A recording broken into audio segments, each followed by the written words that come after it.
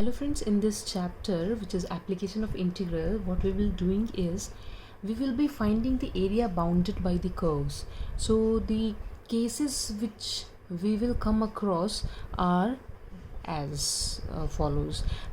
Suppose there is a curve like this and there is another curve like this. Now we are asked to find the area of this shaded region, for example. So for finding the area of this shaded region, what we will have to do is we will subtract the equation of the two curves. In which way?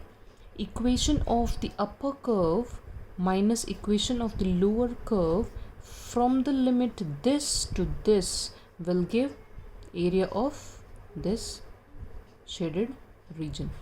So this is the way of finding area bounded by the curves. So likewise, whichever curve comes up above minus equation of the curve which is below will give us area bounded by the two curves.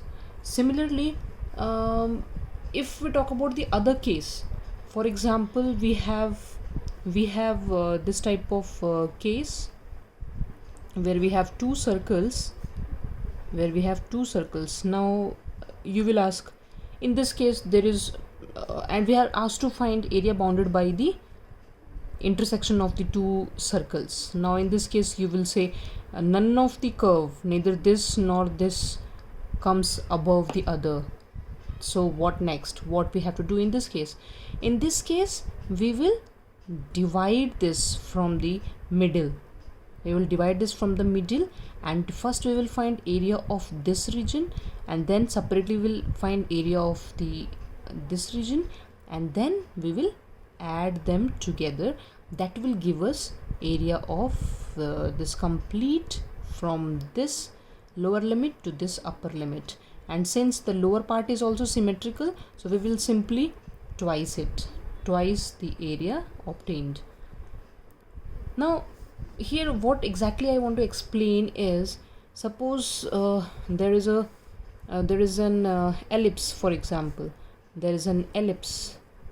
So just by finding area of this region, the area of other three remaining portion is calculated. How? Because the figure is symmetric.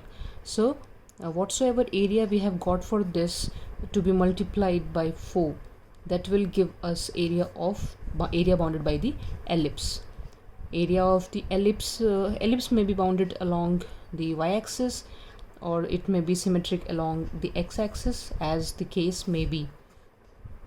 So these are the minor things which is to be taken care of while solving the problem. We can find area of the region as y dx, that is along x-axis. Limits will be taken on the x-axis, or it may also be calculated along y-axis, where the limits will be taken along the y-axis. So we will be solving problems in my next videos, and if you have any other doubt you can write it in the comment box.